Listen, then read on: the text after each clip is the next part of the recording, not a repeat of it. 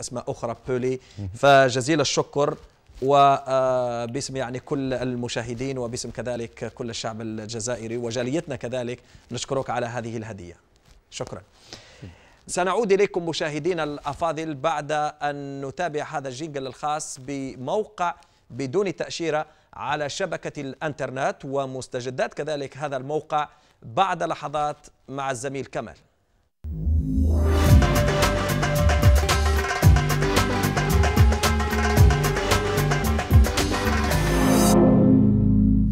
إذا نعود إليكم مشاهدينا ونعود كذلك مع موقع بدون تأشيرة على شبكة الإنترنت والزميل كمال كالمعتاد. زميل كمال مساء الخير. Salut Samir. Kamal, cette semaine le courrier électronique a été important. Énorme. Et tout d'abord, je tiens à m'excuser auprès des téléspectateurs parce qu'on a coupé le site pendant 3 jours. Mais c'est parce qu'on a migré le site sur un nouveau serveur étant donné que justement il y a de plus en plus de téléspectateurs, de plus en plus de mails. Et donc on reçoit tous les jours de nombreux mails. Et je tiens à dire qu'on les lit tous, même si on ne peut pas y répondre à tous pour des questions de simple bon sens.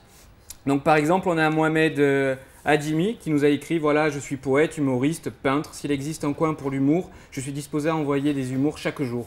Il n'y a pas de problème, on peut créer une rubrique ludique spéciale blague algérienne. Et d'ailleurs, si vous-même vous avez du contenu à nous faire part, n'hésitez pas à nous proposer vos partenariats. » Autre chose? De nombreux mails, je ne sais plus lesquels choisir, quoi.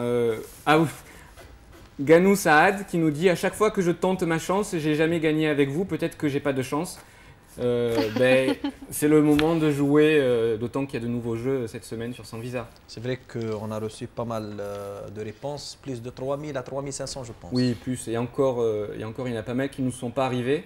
D'ailleurs, quand on utilise le formulaire, beaucoup de mails pour nous dire que les téléspectateurs n'arrivent pas à utiliser le formulaire de réponse. Mais s'ils n'arrivent pas, c'est qu'ils sont sous Netscape, donc il faut passer sur Explorer, tout simplement. Je crois, Kamel, que nous avons des surprises pour nos internautes cette semaine. Pour favoriser l'accès à Internet et à la démocratisation de l'outil informatique, et surtout pour que les téléspectateurs puissent jouer sur les jeux sur Internet, cette semaine, on a gagné avec notre partenaire Kingalal un ordinateur multimédia ainsi qu'un 20 heures de connexion avec notre partenaire Algéricom. Et quelles sont les préoccupations des internautes cette semaine, Kamel? Toujours les mêmes qui reviennent, à savoir des préoccupations juridiques. Mais là, étant donné qu'en fonction de l'actualité politique en Algérie, on a beaucoup de demandes d'informations, notamment de la communauté étrangère, qui nous demande beaucoup d'informations relatives aux élections législatives en Algérie. Donc vous trouverez prochainement une rubrique spéciale élections algériennes. نذكر فقط مشاهدينا أنه في موقع بدون تأشيرة مستقبلا إن شاء الله راح يكون يعني مكان خاص للانتخابات التشريعية في الجزائر وراح يعني نحاولوا أنه نثريو معلومات المشاهد الكريم في أوروبا ومن جاليتنا كذلك بمعلومات يعني وكذلك أشياء كثيرة عن هذه الانتخابات ولما لا كذلك أسماء المترشحين الجزائريين خلال هذه الانتخابات التشريعية وهذا ابتداء أقول ابتداء من الشهر المقبل إن شاء الله. Quelles sont enfin les nouveautés cette semaine, Kamel? Vu que c'est bientôt les vacances d'été, de toutes les informations relatives au tourisme en Algérie, puisqu'il y a de nombreuses très belles régions en Algérie, et donc on essaye de les mettre en avant sur le site, et également toutes les informations relatives au voyage, c'est-à-dire tout ce qui concerne l'administratif, les visas, les horaires, les transports, etc. ولا سيما وأن الجزائر هذه السنة يعني وضعت كل الإمكانيات المالية والبشرية لإنجاح هذا الموسم يعني موسم الصيف وكذلك فتح أبواب الجزائر على مصراعيها لكل مهاجرين ولكل أبنائها كذلك في الخارج. حضرية, vous êtes responsable conseillère en formation. C'est dans ce cadre que vous êtes impliqué dans la vie de la communauté? Tout à fait. Alors avant tout, j'ai un petit peu expliqué le profil de poste.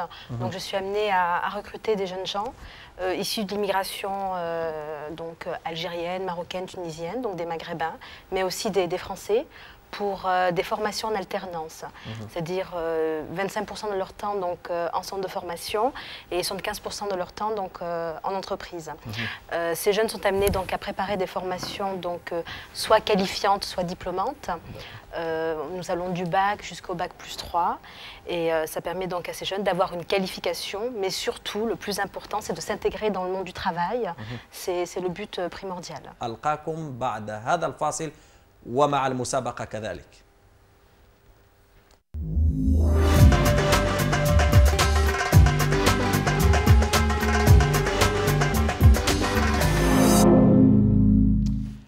ونعود مشاهدينا إلى المسابقة. عدد كبير وكبير جدا من الأجوبة وصلتنا دائما على موقع شبكة الانترنت وعلى موقع بدون تأشيرة، مثل ما نشاهد أزيد من 4000 مشاركة قياسية للسؤال المطروح، وعن السؤال المطروح الخاص بنابليون بونابرت، والسؤال طرحناه في بداية الشهر الماضي.